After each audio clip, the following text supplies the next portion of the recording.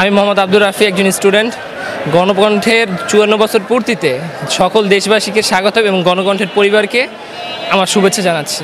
আসসালামু আলাইকুম রহমতুল্লাহ। আমি তানভীর হোসেন, আমার বাসা কাজীপাড়াতে। গণকণ্ঠের ৫৪ বছর উপলক্ষে গণকণ্ঠকে আমার আন্তরিকভাবে শুভেচ্ছা এবং অভিনন্দন। আসসালামু আলাইকুম, আমার নাম আমির হাসান নুরাদ, আমি একজন ছাত্র। গণকণ্ঠ ৫৪ বছর পূর্তিতে গণকণ্ঠের পরিবারকে শুভেচ্ছা জানাচ্ছি এবং সকল বাংলাদেশকে শুভেচ্ছা জানাচ্ছি।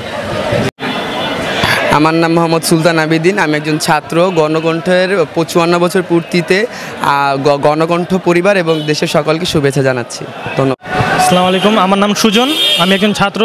গণকণ্ঠের ৫৪ বছর পূর্তিতে গণকণ্ঠ পরিবারকে এবং সকল বাংলাদেশের জনগণকে শুভেচ্ছা। আসসালামু আলাইকুম, আমি মোহাম্মদ তানভীর, আমি একজন স্টুডেন্ট।